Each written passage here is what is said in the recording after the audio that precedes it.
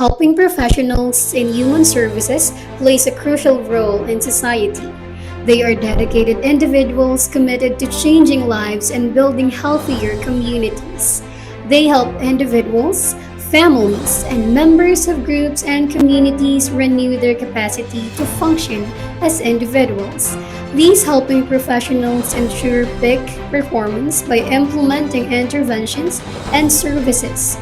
They work with community members and other stakeholders to identify necessary programs and services. They plan and manage outreach activities to advocate for increased awareness of programs. They also write proposals for social services funding. They are really important, and we must acknowledge their hardship and pay respect. As we hear their story, now let's visit and get to know them.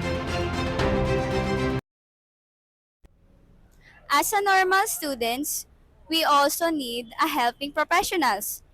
We deal different problems that can affect our academic performance. Also, it makes our mental health at risk. That's why we need also a helping professional that can be our guidance and that can be our companion when no one is available to understand as a student. As a normal citizen, we face challenges, problems that can affect our mental health, such as finances, family, relationships, and also academic.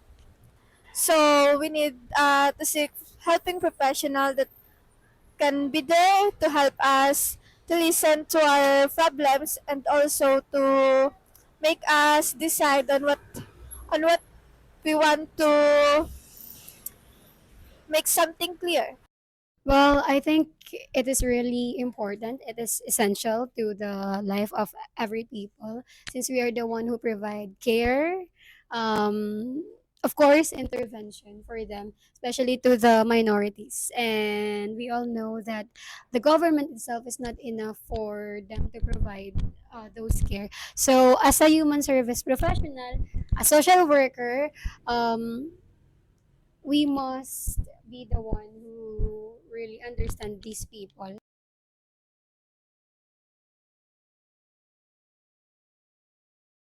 So, good day po, Miss Giselle. Hello. I am Lubian Brixderon A.D. Guzman. Brix na lang po. I will be your interviewer for today. So, please, Miss Giselle, please introduce yourself. So I am Gisela Silang, currently a guidance associate of the Higher Education Department. Yeah. Okay po. So, let's start our interview. Are you ready? Yes, sige, go Okay. lang. So, first question is, where did you attend school and what degree have you received? So I took Bachelor of Science in Psychology at Batangas State University, Main 1, and I just had my undergraduate degree last July.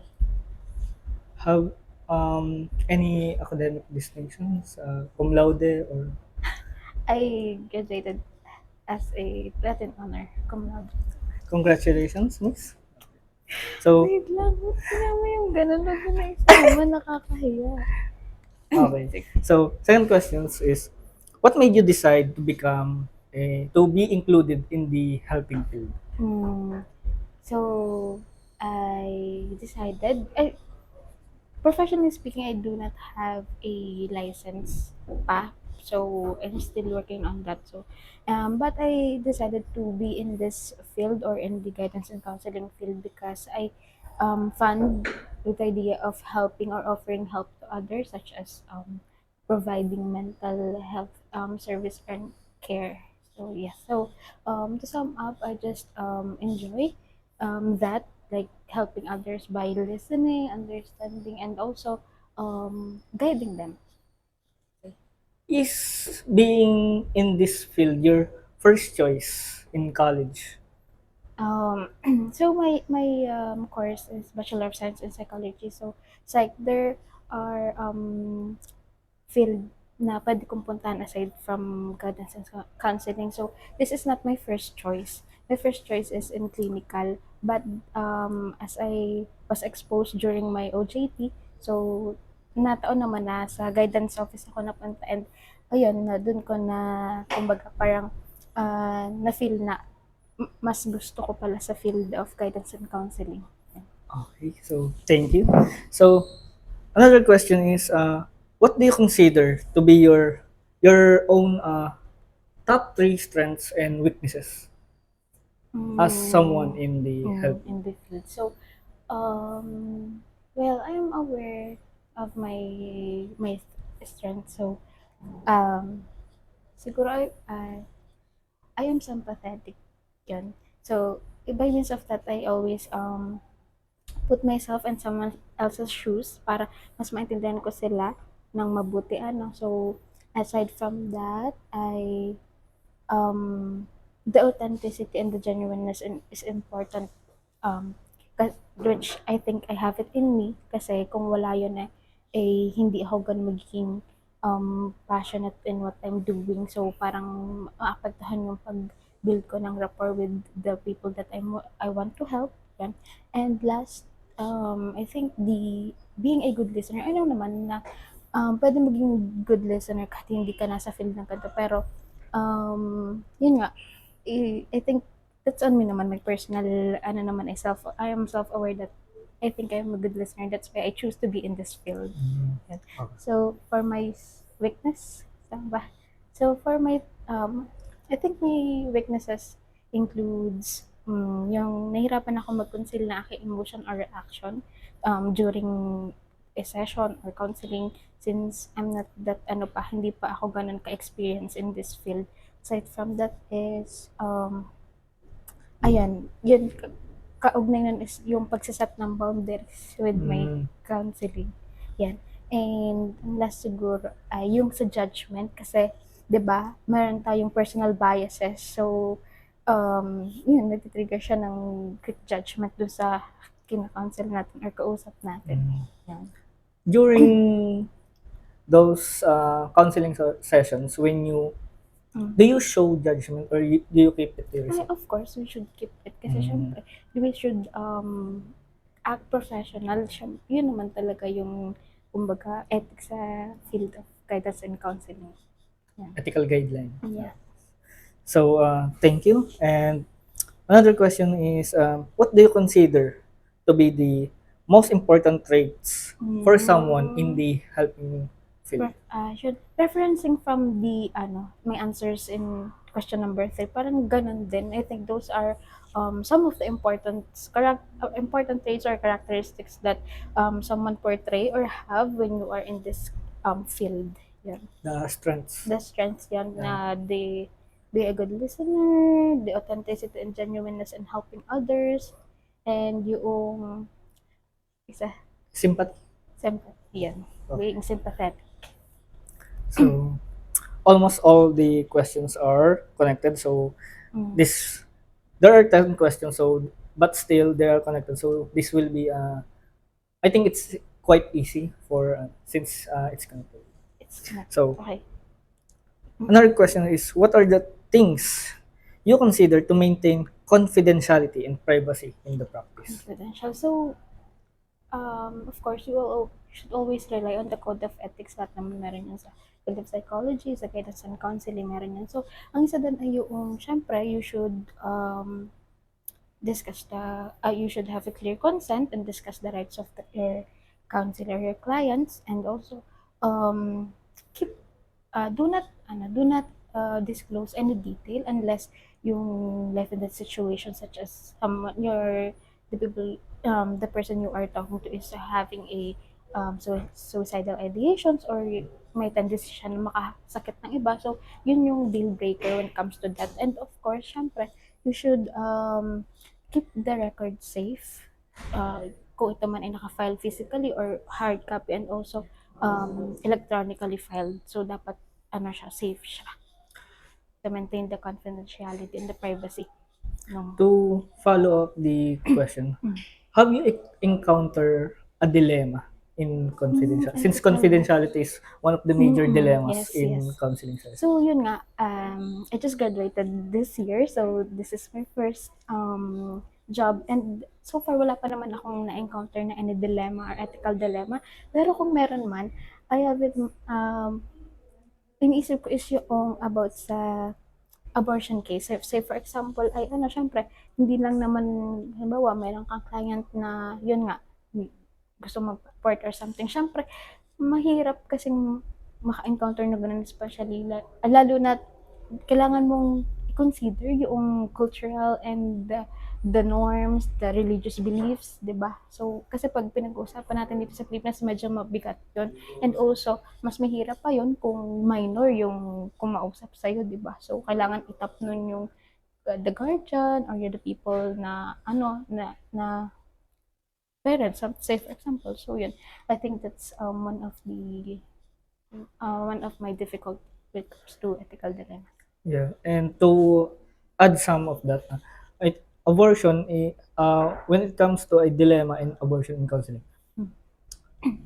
cultural backgrounds also have a big impact Yes. when it comes to abortion, Mm. especially here in the In the Philippines. Philippines. So, Even the family backgrounds, mm, you not need just to in consider. religion, but here overall. Mm.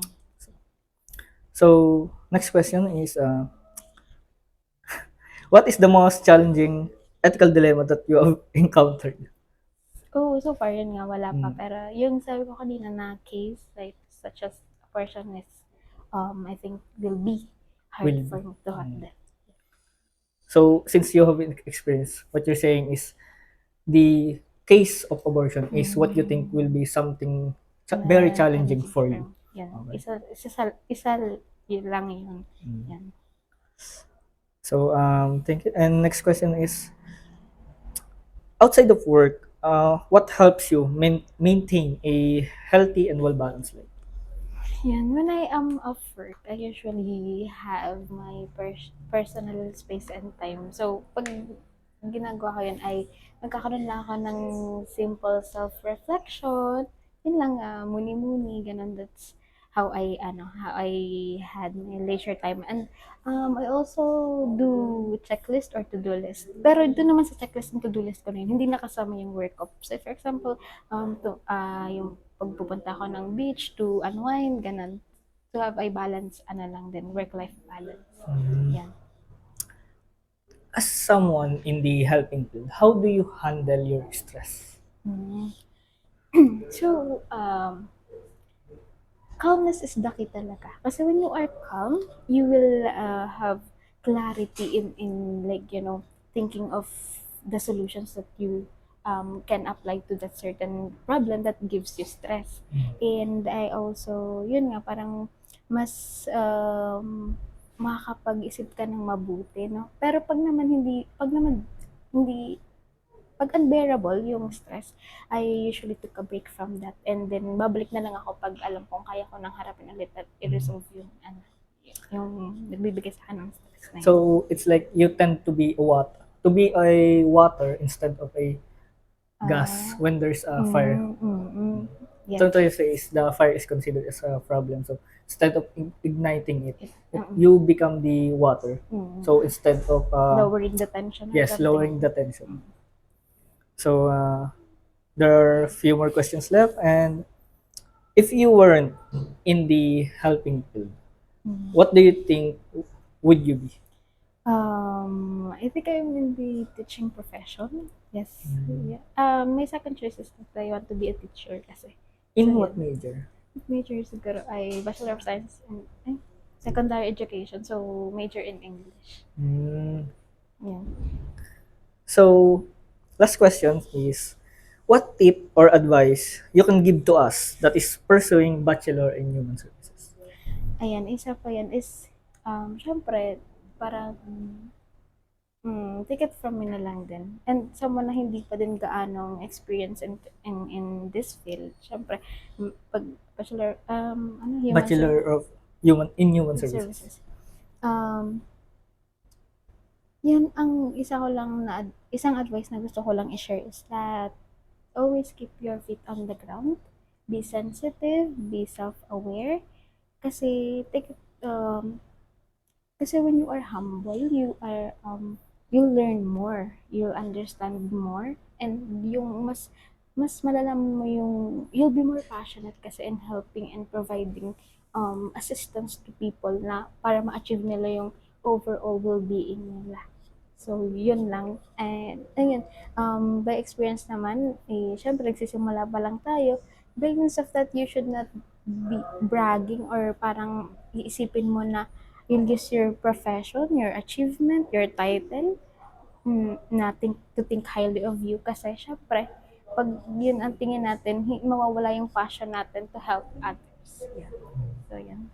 And that will be all, and thank you.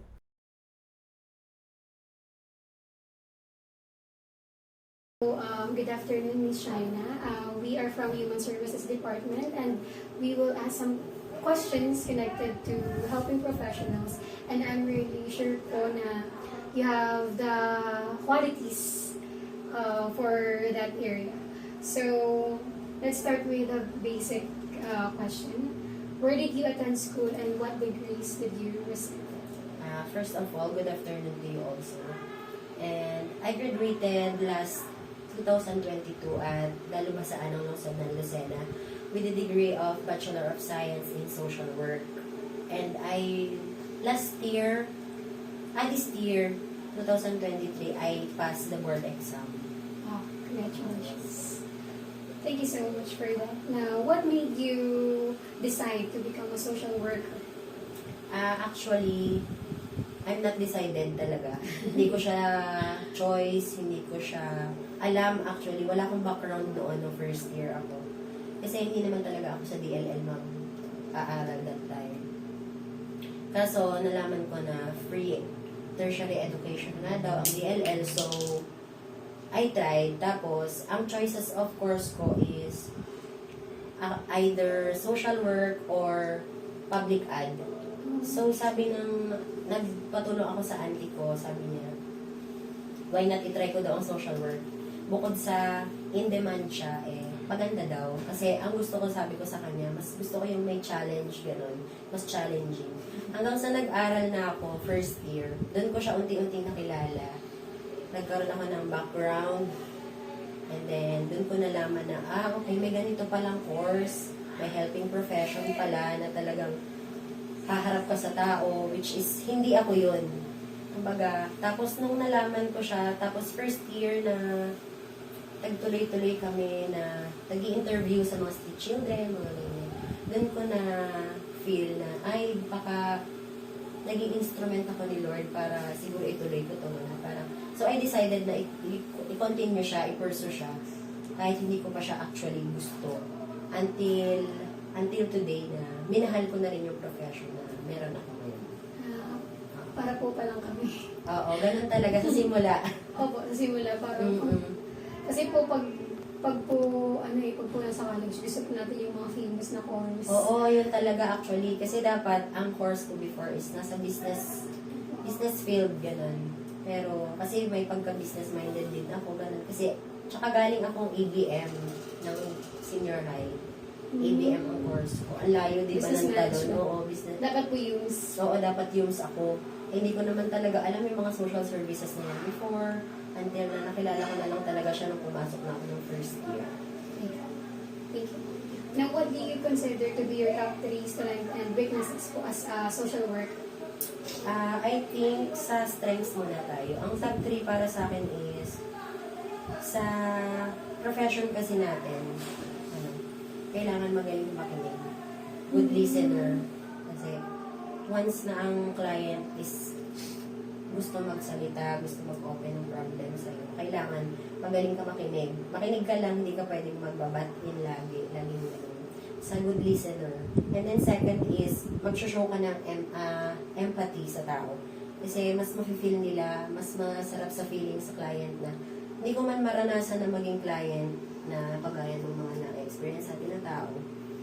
Mas masarap sa feeling na magpapakita ka bilang professional ng empathy sa tao. And then last is, dapat enthusiastic ka sa pagiging helping professional mo. Yun lang naman ang aking top 3 strength. And then, ang weaknesses, hindi naman niya naiiwasan. May kanya-kanya tayong weaknesses na kinakaharap sa araw-araw. And ang top 3 sa akin is yung, sa ngayon, nung nagsimula ako dito sa work ko, decision making ang naging problema ko. Parang hirap ako mag-decision Kasi syempre nangangapa pa ako. Kasi bago pa lang, nasa entry level pa lang ang profession ko. Kasi bagong pa sa pangalan, ganyan. And then, ito yung kaisa-isa sa weakness ko na hindi na mawala-wala since nag-aaral ako. Procrastination, na hanggang ngayon nadala ko.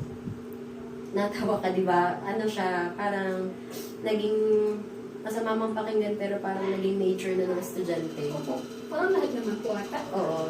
Hindi kasi, actually, yung iba hindi naman siya ginagawang big deal. Pero ako kasi, medyo big deal siya sa akin. Kasi hindi siya maganda. Hindi magandang dulot na madala mo siya hanggang trabaho. Procrastination kasi yung kailangan mong tapusin, dapat tinatapos mo na talaga, which is, dapat talaga, hindi mo na paabutin ng kinabukasan, lalo ganun. And then last is yung minsan, kapag yung sobrang daming kailangan ipagawa sa'yo at kailangan sabihin sa'yo, yung attention mo sa details na kailangan, alam mo lahat, is hindi mo naman actually naiisulat lahat agad yun, di ba? Yun yung nagiging weakness ko minsan. Minsan nakukulangan ako ng, yung inutos, parang hindi ko pala complete na nagagawa. Ganon, yun yung weaknesses ko. Tatlo lang na. Okay. So, for you po, paano niyo po magagamit yung weaknesses po dito sa ating profession na kinuha niyo? Siguro mas i-improve ko. Kasi improvement lang naman yung kailangan mo sa mga weaknesses na meron ka. For me kasi sa experience ko dito, talagang malaki yung growth na natutulong. Lalo na to, nung nabasa ko tong questions nyo, napaisip din ako, sabi ko, ano nga ba yung weaknesses na meron ako ngayon? Which is, napaisip ako, ito nga yun yung tatlo. Recently lang yun, ngayon lang, dito lang sa work. Kasi, syempre, bago nga ako dito sa pagtatrabaho, and mas kailangan ko pa ng improvement, lahat. Which is, kailangan, kapag nasa ganitong helping profession ka, okay lang na may weaknesses ka. At least yun yung magiging motivation mo na at least yun yung kailangan mo i-improve in the long run. Ganun lang naman yun. And ano po di ba po sabi niyo parang naging passion niyo na po? Kasi parang God's will, gano'n. Oo, parang ganun yung na-feel ko spiritually siguro talaga. Kasi before, parang nung second year, kasi isa ako sa batch ng mga, parang yung experimental batch kung tawagin nila na nakaranas ng K-12, nagkaroon ng online class, yun yung mga napagdaanan ko during that time. And then, parang napaisip ako, na-realize ko na lang din siguro kaya pinurso ko to dahil isa ako sa instrument ni God na makatulong sa tao. Kasi wala talaga sa vocabulary ko, kahit sa family namin, wala talaga na may tumutulong, oo, pero walang nakagraduate na may profession na, may license, na ganyan, walang helping profession na nakatapos. Tapos, second year yun, nung time na parang gusto ko na rin sumuko. Second year pa lang yun pero parang ako na rin yung nag-motivate sa sarili ko. Parang naghingi rin ako ng sign kay Lord na tutuloy ko ba to? Ano bang iba kong choice kung hindi ako mag-helping professional? Nasimulan ko na pati ko pa itutuloy. Kumbaga, ang naging point of view ko nun is, sinimulan ko dapat tapusin ko. Hanggang sa yun, minahal ko na talaga siya nung nakilala ko itong sarili. Thank you. What do you consider to be the most important trait of social worker? For me, I think, consider ko yung pagiging resilient mo bilang tao. Filipino. Oo, resilient. Laging pagiging resilient. Kasi isa din ito sa pinaka-importanteng traits na meron ang mga social worker. Especially sa atin, mga human services. Kasi, sa profession natin, di ba, may mga serious cases tayong kinakaharap. Dapat, kumbaga dapat nandun tayo lagi. Yung pagiging resilient po, dapat laging nandyan. Kahit gano'ng kahirap yung pagdaanan mo, kahit parang sobrang affected ka na rin dun sa client mo na yung pinagdadaanan nila. Sobrang heavy ng cases. Parang dapat resilient lang lagi, no? Ganun lang naman. And applicable din po siya kasi pag social worker, meron po kayong area dun sa natural disaster. Oo. Marami namang area talaga. Which is, naglo-look forward din ako na ma-experience siya kasi, syempre, as new sa field na to. Kasi, mahirap siya eh. Iba yung nasa tunay na field ka na kaysa yung nag-OJT pa lang. Akala ko noon, kasi nung 4th year kami, syempre, nag-OJT.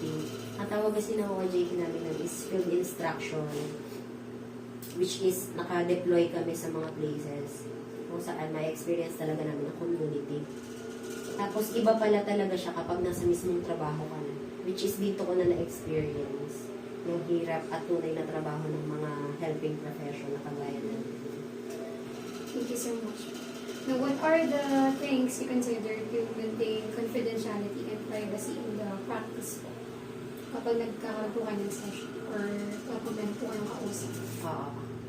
Noon, nung nag-aaral pa lang ako, akala ko simple lang ang pagiging confidentiality. Dapat sa confidentiality and privacy, dapat tahimik ka lang. Yung pang-school, yung pang-privacy mo, hindi lalabas sa mga friendship mo na kailangan ikikwento mo na, uy, may ganito kami, ganyan. Which is mali. Tapos natutunan ko dito sa center na yung records, magre-records ka ng confidential, mga bagay na ganyan. Yung mga confidential na ganung bagay, nakakip talaga dapat siya sa isang place na may naka-label. Confidentiality talaga dapat yung nakalagay doon na alam mo hindi gagalawin ng ibang tao, which is meron lang authorized persons na sila lang yung may karapatang gumalaw. Ganun lang naman yung kailangan natin i-maintain as human services professionals, kapag yung, dapat nakabukod yung pang sarili at yung pang trabaho. Parang be professional. Oo, talagang be professional. Lalo na ito, sobrang importante ng confidentiality. And sensitive po. Oo, merong mga sensitive, meron namang talagang pabibigat lang. Magkaiba kasi rin yung... Okay. Thank you po. Now, what is the most challenging ethical dilemma that you encountered as a social worker? Nung sinerch ko tong ethical dilemma na to, napaisip ako kasi during nung OJT, parang wala akong masyadong na-experience. Pero dito, na-experience ko na siya sa trabaho.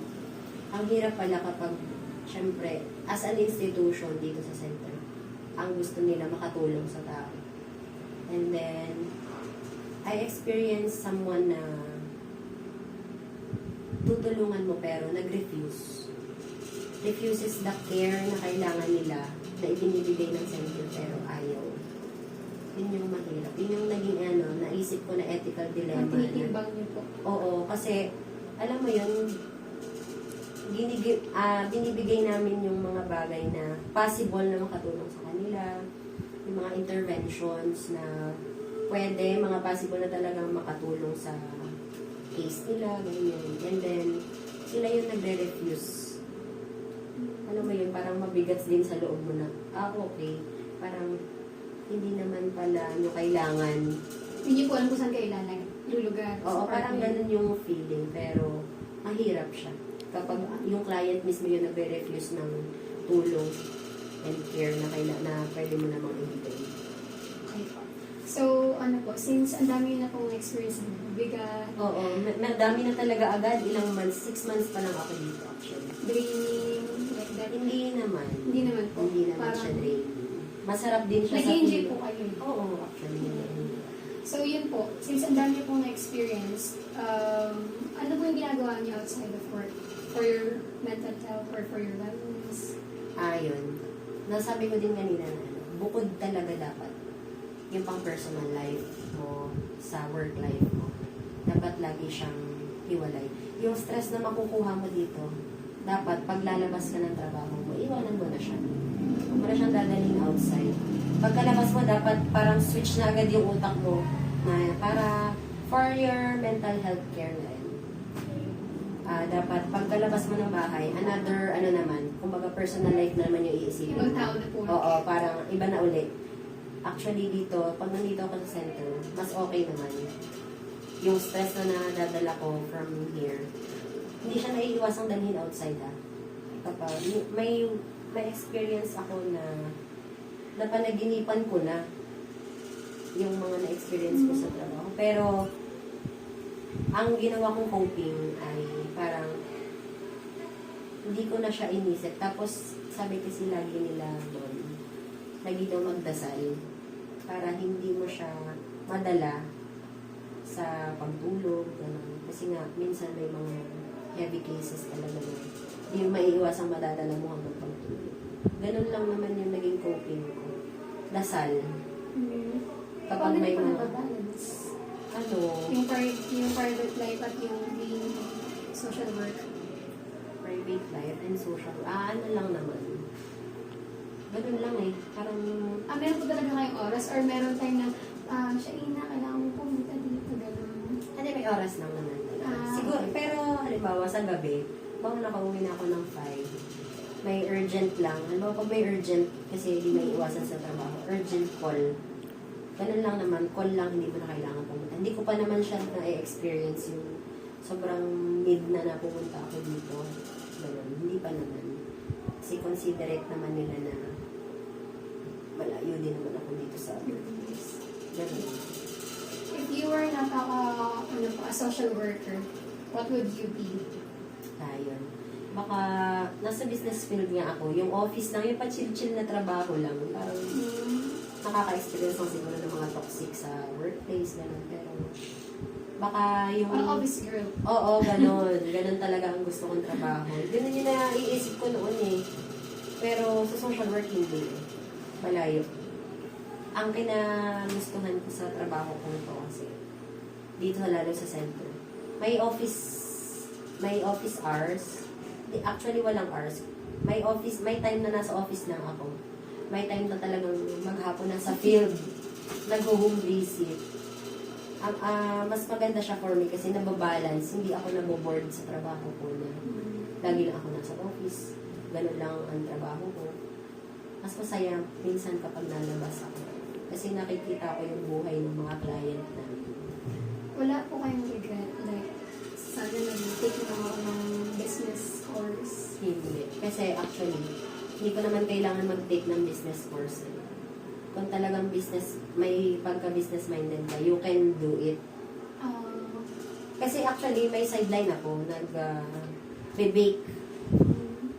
Nagbe-business naman ako for baking. Pero sometimes lang, hindi siya always. Okay. Kumbaga ay pwede naman tayong mag-business kahit iba yung course na... Nasa pagpa-prior lang din ng time. Okay. Now, for our last question, what tips or advice you can give to us that is pursuing Bachelor in Human Services? Or as a may future, naka-ready ako. Sorry, excuse me. As a new professional kasi, na social worker nga, bago pa rin ako sa profession na to, nangangapa pa, kagaya nga rin na nabanggit ko kanina. I'm still on the process na natututo pa rin ako kung ano yung mga na-experience ko sa mga dito sa center. Pero based sa experience ko dito, natutunan ko sa isang professional worker din natin dito namin dito sa center na kapag may problemang dumadating, huwag mong iisipin yung problema. Kasi napagalitan ako isang beses. Parang, kasi lagi kong ini-insist yung problema. Paano po kaya itong ganito, ganyan? Laging ang tanong ko ay, paano po kaya itong mga ganito, ganyan? Which is mali pala. Akala ko tama. Dapat, ang thinking natin, ang mindset natin, laging nasa solution agad. May problema na huwag mo nang iisipin yung problema. Wala pang solusyon, kaya dapat nasa solusyon ang isip natin. Yun lang naman yung tip na kaya kong ibigay sa ngayon, based sa experience ko. Dapat, ang thinking natin mga nasa helping profession, solution agad. May problema na dapat, solusyon naman ang iisipin natin. Hindi pa nag-exist ang solution. Yun lang naman. Paano ba yung transition nyo? Kasi po, from dinadamdam ang problema to sinabihan dapat solusyon na kasi. Wala, parang ako, tipo ng tao na parang kapag hindi ako nagdadamdam ng gano'n, hindi ko alam mo, na-offend mo ako. Parang hindi ako nagpapahalata na na-offend ako. Sa akin na lang yun. Hindi ko ko na pinahalata, hindi ko na siya dadalhin sa bahay or whatever. Hindi ko na siya dadamdamin. Kung ilang minuto, wala na yun. And then, ano lang, parang naisip ko lang, na-realize ko, natuto ako doon sa experience.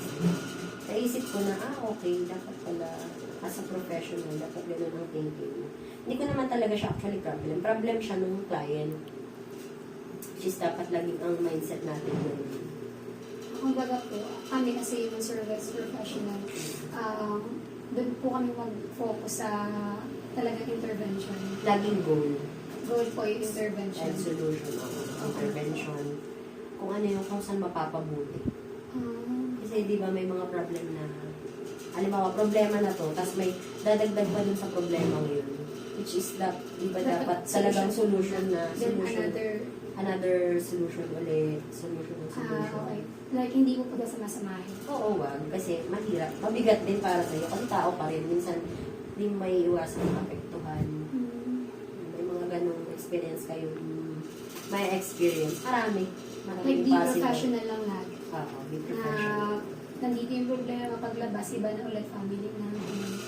Hindi naman. Sometimes, oo, ganun. Pero, most of the time, ganun ang ginagawa ko. For me, sa ngayon. Kasi, wala pa naman akong family. Kumbaga ay dalaga pa. Wala pang masyadong priority sa buhay, kundi ang career.